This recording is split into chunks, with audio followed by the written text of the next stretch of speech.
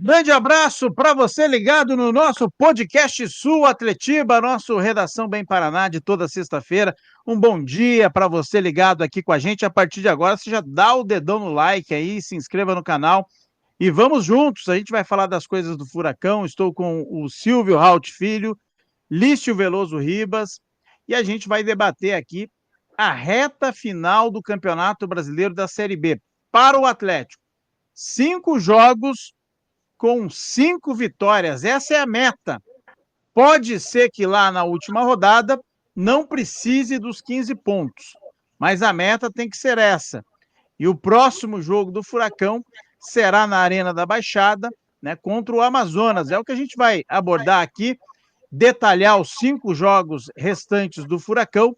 E eu quero saber de você. Você acredita que o Atlético vai conseguir adentrar ao G4 novamente e permanecer até a última rodada? É o que a gente vai discutir aqui. Lício, Silvio, eu estou com a tabela em mãos aqui. A gente já teve, obviamente, a gente tem, na verdade, nessa sexta-feira, a abertura da rodada com Novo Horizontino e Botafogo, um jogo importante para o torcedor atleticano ficar atento, Cuiabá e Remo, mas aqui a gente vai projetar os últimos jogos. Então o Atlético tem Amazonas em casa, né? É o primeiro compromisso. Depois o Goiás fora. Depois o Atlético Paranaense recebe o Volta Redonda, né? Furacão tem, pela sequência, a Ferroviária fora de casa e encerra a sua participação contra o América na Arena.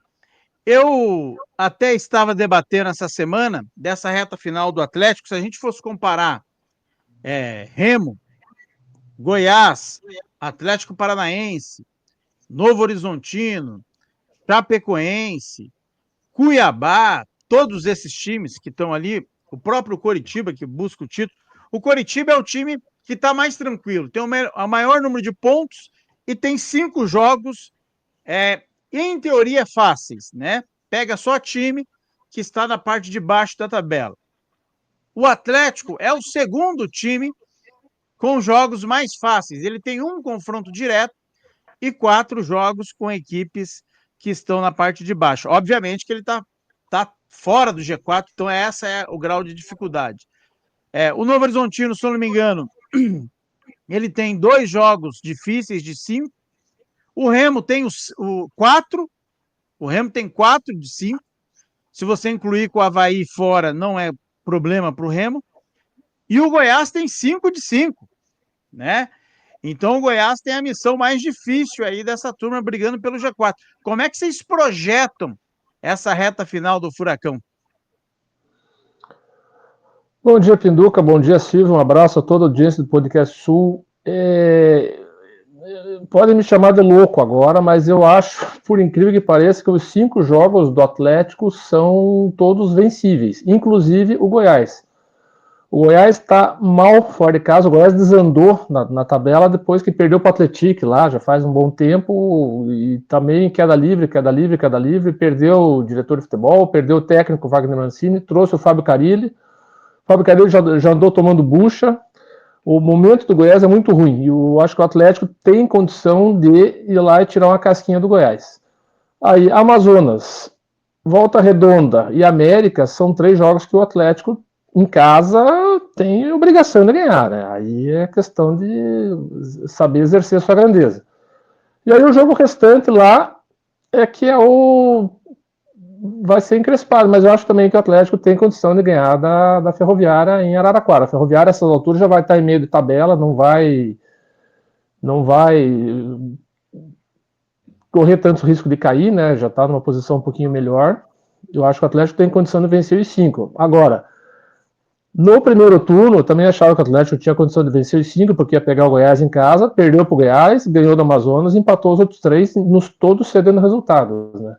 E aí, quando a gente fala que Série A, Série B são 38 finais, 4 vão subir, os outros 16 vão ficar lembrando, aquele jogo, não sei o que a gente fez isso. No caso do Atlético foram vários, inclusive Ferroviária, América Então, esses pontos que o Atlético perdeu lá vão cobrar a conta agora. O Atlético dá para ganhar os 5? Dá. Vai ganhar os 5, aí é outros 500. Bom dia, Piduca, bom dia, Lício, pessoal do Podcast Sul. Eu acho que o Lício tocou num ponto bem interessante, que talvez a situação pareça difícil pela, né, o chance de gol calcula em torno de 20% a chance do Atlético, mas esses números são mais frios, consideram a força dos times com base nos resultados que já aconteceram, não consideram o desempenho, os jogadores, né? E se você olhar para os outros times, o desempenho dos outros times, não tem ninguém jogando melhor que o Atlético na Série B, mesmo nesse esse futebolzinho meio sem graça que o Atlético jogou nos últimos 4 jogos, né, um irregular, com problemas. Mesmo assim, ainda dá para acreditar que o Atlético vença e seja superior a esses 5 times, né? É claro que é muito...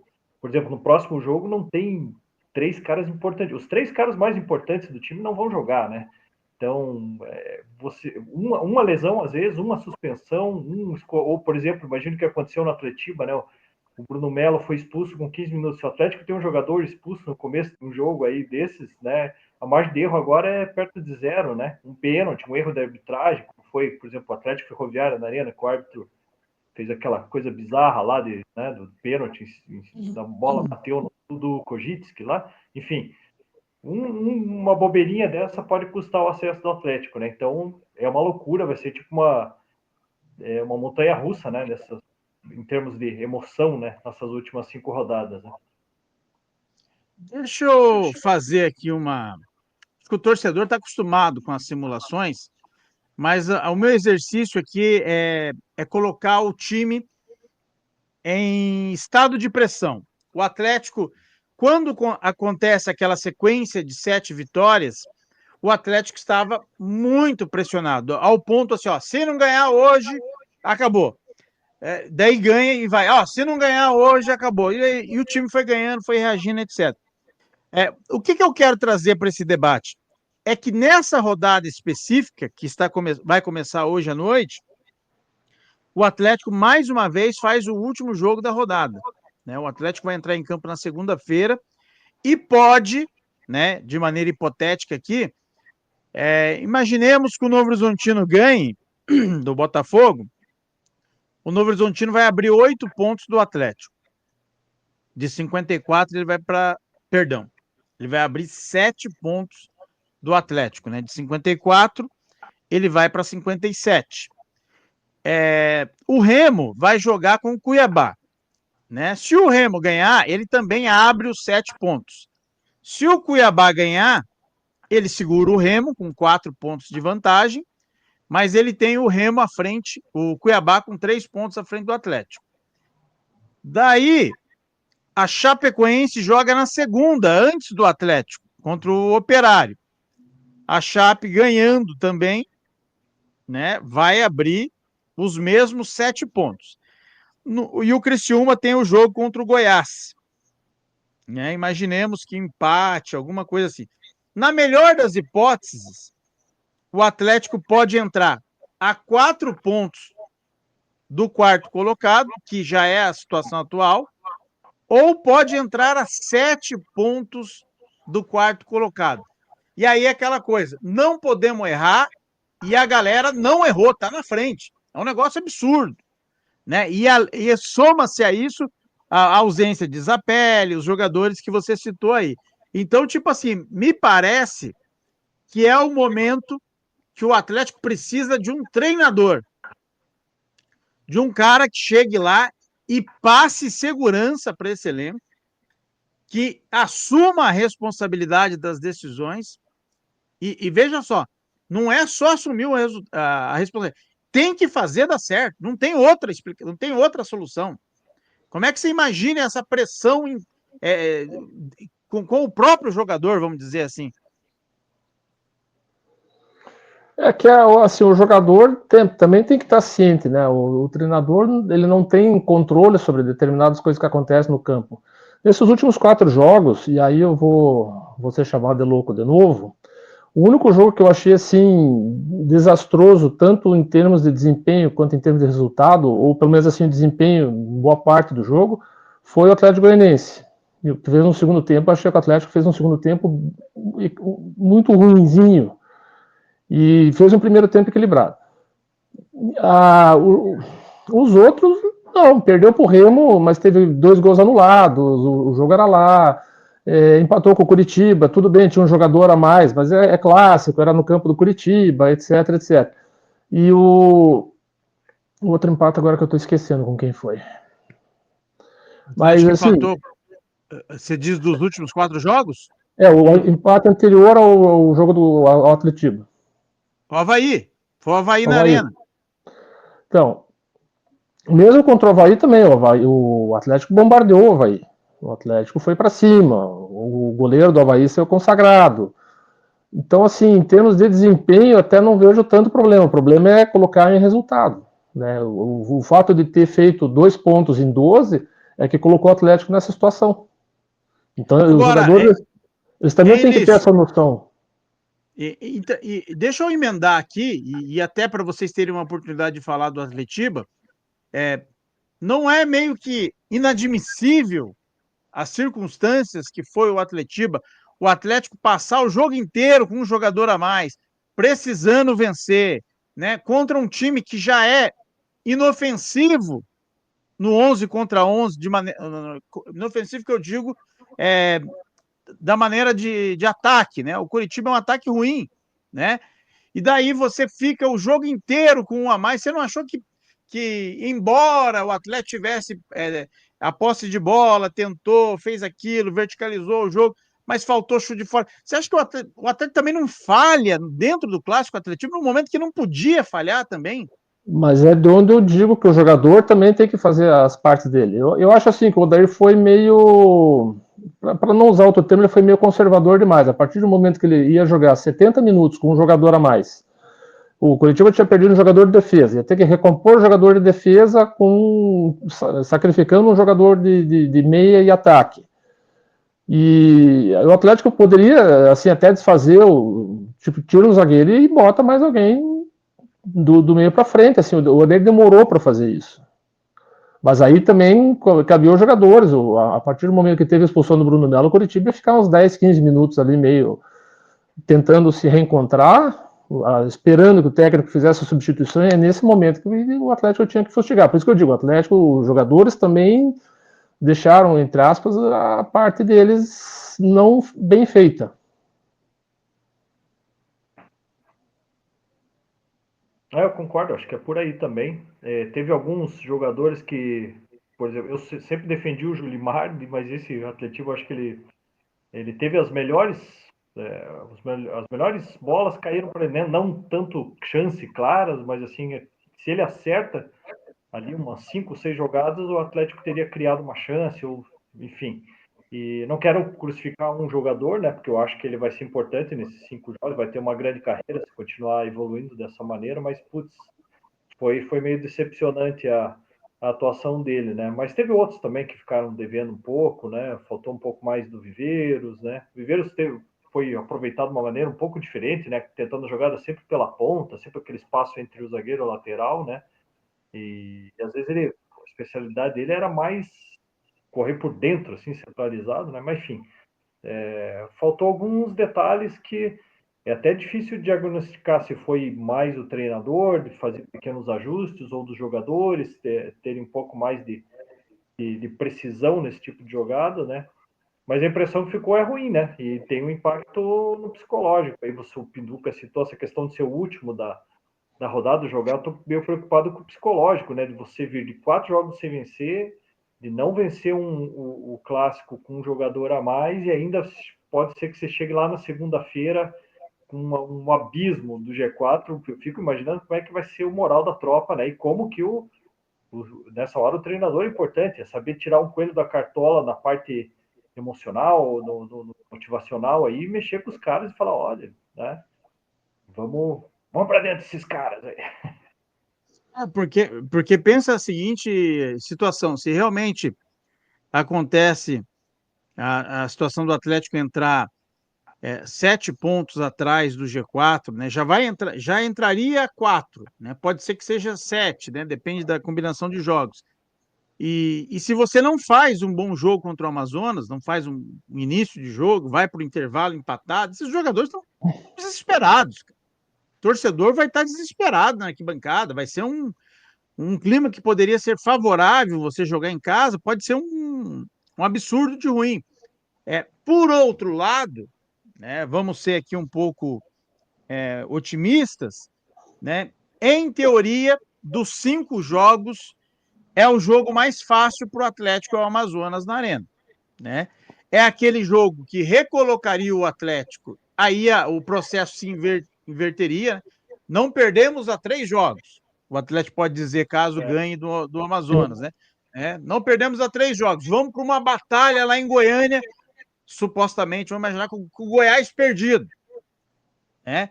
Daí, se você vai para lá e vence o Goiás, a batalha do Cerrado, sei lá como é que vocês querem chamar, aí a batalha não é mais Serra Dourada, né? Da Serrinha, enfim, cria um nome aí, vai todo mundo empolgado, com Viveiros voltando, né? Com o Zapelli voltando, e aí as coisas podem engrenar de um jeito. Qual que é o meu lado confiante, ou onde se explica esses 20% de chance que a matemática dá ao Atlético, são nos confrontos diretos dos seus adversários. Enquanto o Atlético tem um caminho supostamente mais tranquilo, os adversários estão se degladiando. Não sei se vocês já viram uma trend das redes sociais, que são 2 pessoas. As 2 pessoas têm, as 2 pessoas têm 2 engradados com bebidas, né? O da esquerda, ele coloca a primeira garrafa lá na frente. O da direita põe na frente dele. E vai indo, e vai indo, e vai indo, né? Um deles vai terminar primeiro, né? Às vezes é o que começou por perto e tem que deixar a última longe, ou às vezes é o inverso. Me dá a impressão que é mais ou menos isso essa reta final. Qualquer deslize ali, um fica para trás. Sim, mas é o que está acontecendo. Até a própria pontuação, 4 times com 54 pontos, faltando 5 rodadas, e aí tem mais o Goiás, o Atlético e o Cuiabá também meio lambendo coisa ali.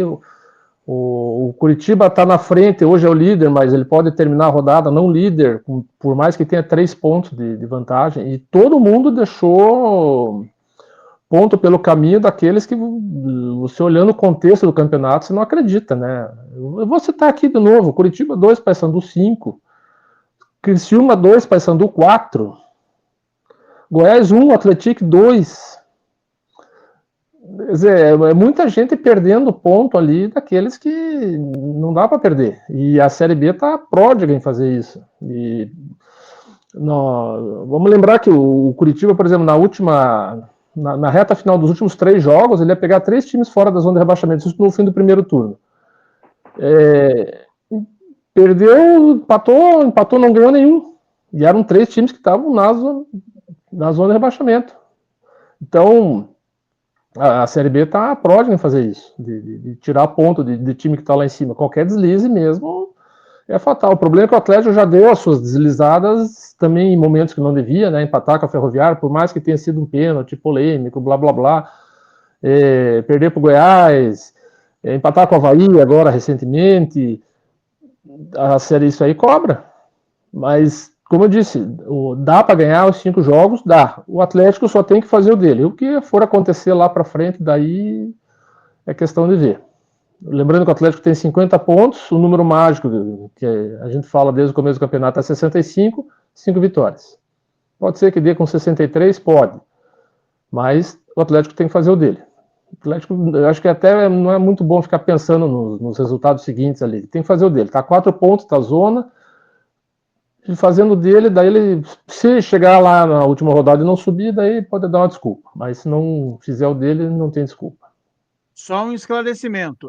Hoje, com o aproveitamento do quarto colocado, seria 63 pontos, né? Se você replicar o aproveitamento do quarto colocado para as 38 rodadas, o quarto colocado teria 62 pontos. Se você hoje está fora do G4, você tem que superar esse 62, seria 63. mas, obviamente, que o teto do Atlético hoje é 65. Ele não consegue superar os 65. Se os times que estiverem à frente do Atlético aí, e hoje são 6 equipes que estão à frente do Atlético, se essas equipes forem pontuando ao ponto de subir esse aproveitamento, pode ser que nem os 65 sirvam para o Atlético, mas é algo um pouco improvável diante do equilíbrio do campeonato e dos próprios cruzamentos das equipes. Eu confesso que em toda a simulação que eu vi, ninguém ficou fora da primeira divisão com uma pontuação de 65 pontos, por exemplo, né? Alguns até subiram com 61, acreditem. Mas, obviamente, depende de jogo a jogo. Silvio, como é que você vê também essa questão interna dentro do Atlético, né? A ausência no vestiário, né? Porque tem o treinador, obviamente, que é o cara que define plano de jogo, que define esquema tático, que treina efetivamente os jogadores, mas me parece que o Atlético não tem uma figura neste momento que chegue ali e dê aquela palestra, né? Como já teve na época de Paulo Autuori, de Luiz Felipe Scolari, né? E tantas outras épocas que o Atlético tinha profissionais de futebol, né? Trabalhando junto com o técnico. Parece que precisa, né? Veja só como são as coisas. Se o Fernandinho tivesse tido uma boa relação de término com o Atlético Paranaense, seria o Fernandinho uma pessoa para estar ali palestrando para esse grupo de jogadores, né? Se o Lúcio Gonzalez não tivesse queimado a cara como queimou no Atlético Paranaense, poderia ser um Lúcio estar ali conversando com esses jogadores. O Atlético não tem, né? Não tem. Os grandes campeões do Atlético, né? Ou estão numa valeta aí bebendo, com todo respeito, porque são boleiros, né? São jogadores raízes, né? Que levantaram caneco, empilharam taças, né? Ou estão jogando golfe, né? Sabe quem eu tô falando, né? Ou estão jogando golfe, ou estão destruindo o Palmeiras na Libertadores, né? Thiago Nunes, por exemplo. Ou seja, estão em outro patamar, né? Isso aí é muito importante. Eu acho curioso essa linha que o Atlético escolheu de ficar trocando de profissionais em todas as áreas, desde o CEO, nem tem CEO mais, nem tem diretor técnico. O diretor de futebol ficou brincando de trocar agora, se acertou com um. Se acertou, eu digo, ele está lá, está fazendo o trabalho dele, enfim. Mas demora tempo, tudo isso demora tempo. E essas figuras de liderança, cara, isso é muito importante. O Atlético mudou de patamar naquele período em que o Lúcio Gonzalez chegou para jogar e que tinha Paulo Tuori também em algum cargo dentro do clube. São caras, essa combinação de Paulo Tuori com o Lúcio, que eram caras identificados com o clube, que sabem lidar com liderança, com emocional, pô, fizeram uma diferença tremenda. E o Atlético, ele queima fácil, briga fácil com esses caras.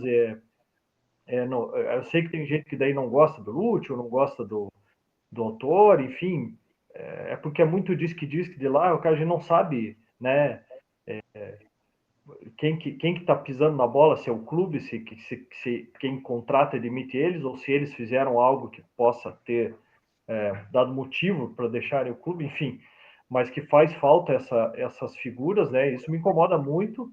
A gente vê que em clubes de alto nível tem que ter esses caras, tem que ter líderes dentro do elenco. Os líderes desse elenco ali, por exemplo, são o Santos, né, que é um cara, só que o Santos é mais aquele jeitão, mais calmão aí, mais tranquilo. No Atlético ele tava pilhadão, né, curiosamente, mas normalmente é um cara bem tranquilo. E o Allan Kardec, o Juliano, que são caras que chegaram esse ano, né, e nem são tão ligados ao Atlético. A gente vê que eles tentam fazer esse papel de liderança, mas você vê como faz falta, né? Faz falta, eu concordo plenamente com você. Um Fernandinho aí, o Lúcio Gonzalez, um cara com esse perfil vencedor, com um currículo gigantesco, teria um impacto gigantesco nessa reta final aí. Porque o que me parece é que sobra no Coritiba, né, a figura do Mozart, né, um profissional que jogou futebol, né, não que o Odair não tenha jogado, mas um profissional que se criou no Couto Pereira, que tem uma identidade com a torcida, que mostrou como treinador no ano passado, ele tem um acesso. É tipo assim, meus amigos, eu tenho a cartilha aqui, eu tenho o caminho. Ou vocês seguem e a gente vai ser feliz, né? Ou a gente pode discutir aqui e tentar um outro caminho. Mas eu já tenho o caminho. Eu sei como é que faz, né? Hoje eu tô gostando. Hoje é sexta-feira, né? Estamos naquela expectativa de fim de semana. Eu tô na fase das analogias, né? É como se fosse o filme do Goonies, né? Lembra do filme do Goonies? Vocês lembram, né? Ó, pra gente chegar lá no tesouro é por aqui, cara. Mas vocês podem ir por outro lado também. Que pode ser que dê certo, né? Daí o cara vai ter uma caveira ali, uma pessoa que morreu.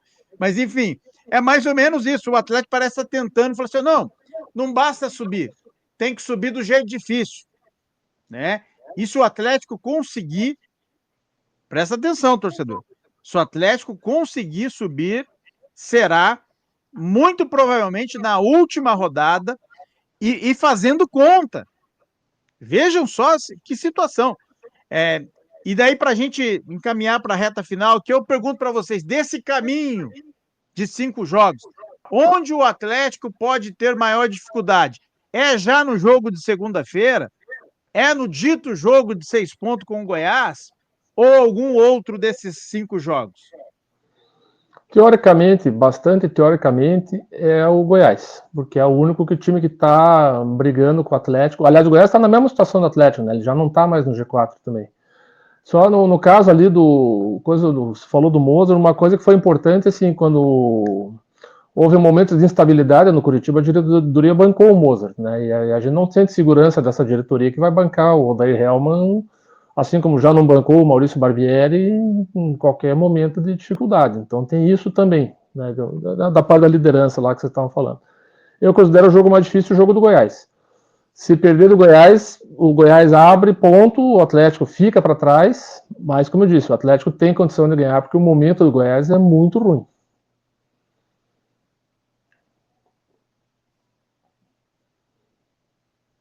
Opa, Silvio.